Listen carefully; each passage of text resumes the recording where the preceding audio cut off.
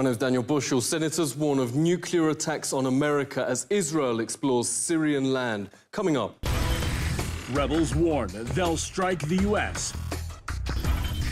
Even weather forecasts are now used as a weapon. And why Syria is being called the last battle.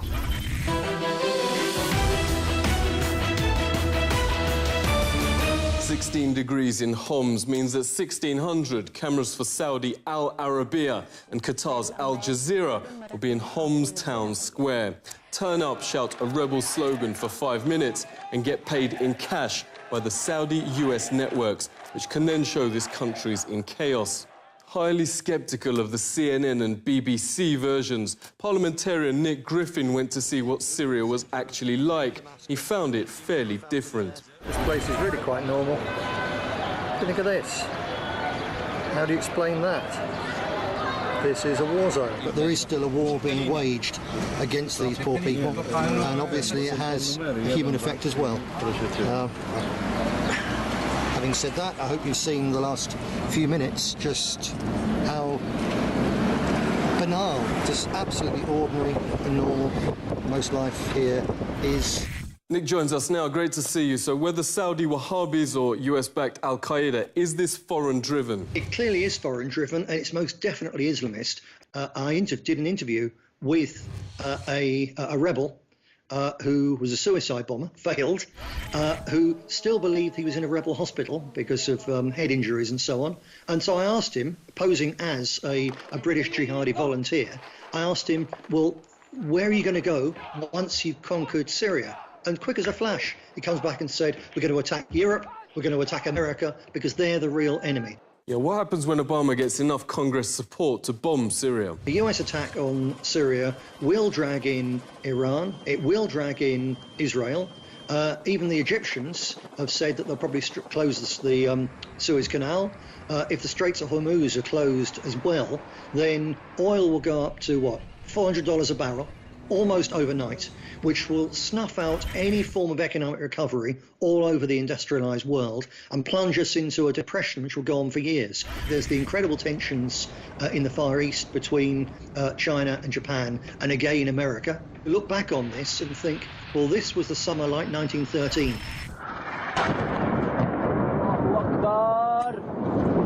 Allahu Akbar. Israel's bombed a Russian depot in Syria. Russia's moved warships to the region and called the biggest military drills since the Cold War. Moscow and Beijing held their biggest joint military exercises in history. Former NSA intelligence officer Scott Rickard joins us. Great to speak to you. What happens when one of these countries actually retaliates? Honor that I believe Assad has, because had he retaliated at all against Israel, there would be an all-out war, and he basically saved the lives of his people by not retaliating. What surprised me the most this week is you had McCain say they haven't retaliated, so we can attack them anytime we want. Hi, I'm Steve. I'm Irene. I'm Lisa. My name is Tom. I'm a graphic designer, College freshman, Stay-at-home mom with a full-time job, scholar on social policy, and a barista. And I'm just like you.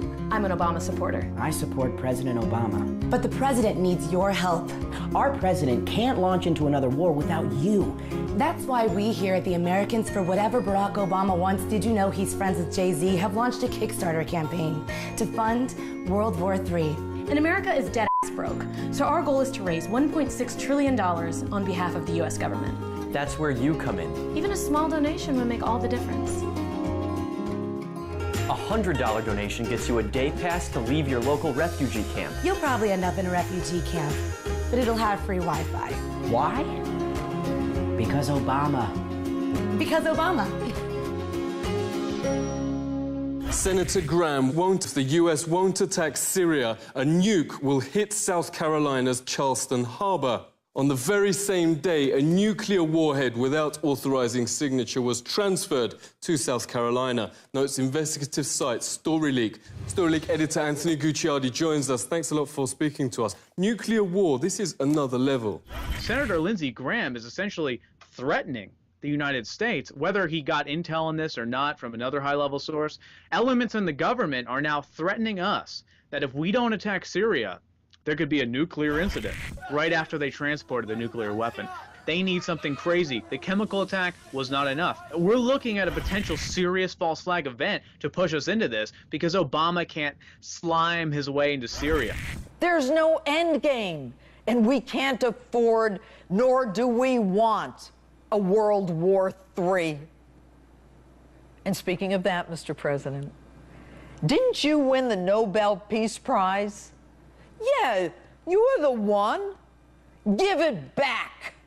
Obama previously admitted Syria isn't a threat or even strategically important for the States. Asia Times correspondent Pepe Escobar joins us. Great to speak to you. So who's actually gaining from Syria's breakup? That's very important to remind people all the time.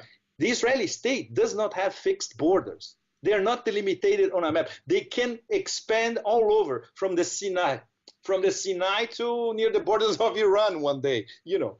And that's the problem. This idea of Eretz Israel, Greater Israel, is the #1 impediment. If they would sit down on a table to discuss Palestine, they will have to delimitate their borders. Finally, this is what everybody is expecting. They will not be able to annex people's territories anymore.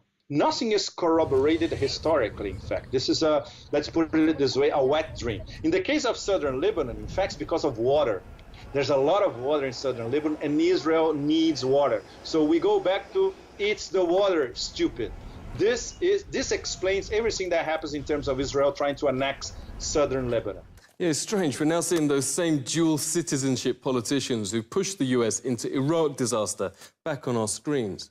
The return from the living neocons, which never disappeared. Paul Wolfowitz came back dead like he was a Michael Jackson video extra this past weekend. CNN plugging, what else? War Middle East. Nothing has changed. The false flags and all those crazy stuff happening 12 years ago in the run-up to the war in Iraq. The difference now, it's crazier, mad world, as we were discussing, much faster and out of control, because we know if anything happens in Syria, even Kissinger already said that many times, Syria is the fulcrum in the Arab. Whatever happens in Syria spreads all over. Spreading all over the region, unrest in Syria, Lebanon, Libya, Egypt. Tel Aviv's already granted gas fields in Syria's occupied Golan Heights, reports in Telehub, to a company of Rupert Murdoch, whose media are currently banging Syria's war drums.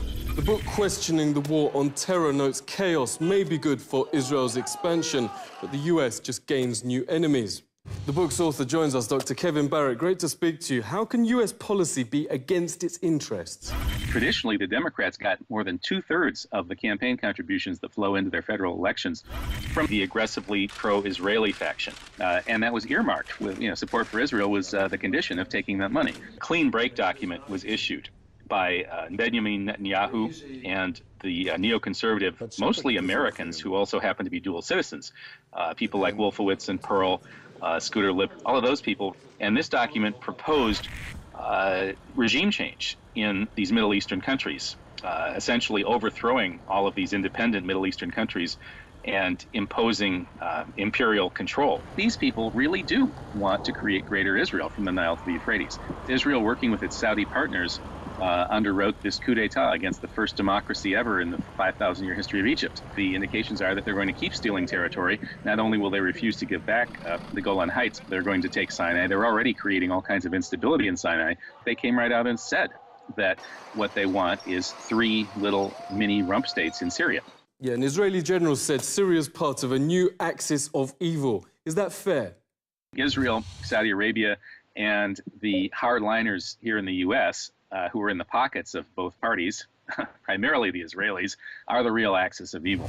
But it's not going as Washington planned. Since U.S. invasion, Iraq's become a best friend of Iran. For 2 years, Obama has said Syria's president must go. He's still in place. And Middle East reporter Sharmin Nawazi notes even the destabilization isn't really succeeding.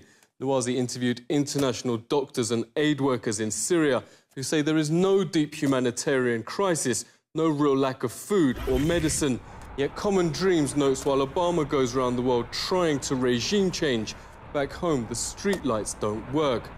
Sharmin joins us. Great to see you. Are people in the region actually grateful for what the US president's doing. U.S. popularity was at 1% in Egypt because the U.S. will lose.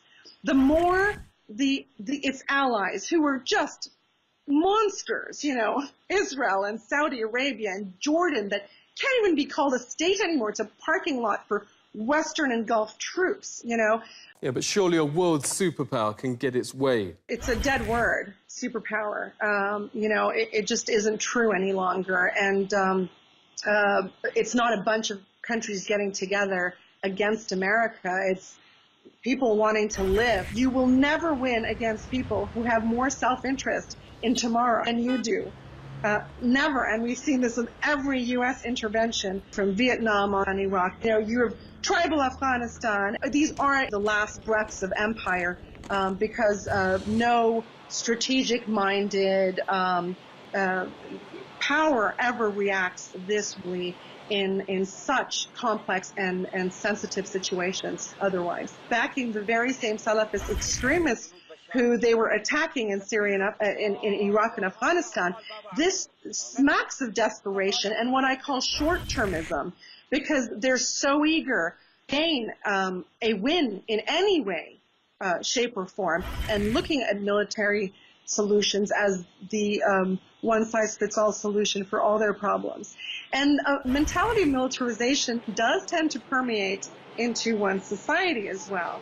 And you are seeing an undermining of freedoms and democracy in these countries, and you're seeing the rise of surveillance states in many of them too, you know, using the threat of terrorism, which is far less in any of these countries than car crashes or airplane crashes, to justify all kinds of surveillance on their own populations. They're going to make mistakes. They're going to humiliate themselves. There is always the last battle for any empire throughout history, and I think that is it for the United States and its allies. The end of this elite's imperial ambitions, notes Veterans Today, will first and foremost benefit the US people, bring back their prosperity and rights, but growing numbers fear before the empire goes, it could take the rest of the world out with it. Seek truth from facts. This is The Truth Seeker.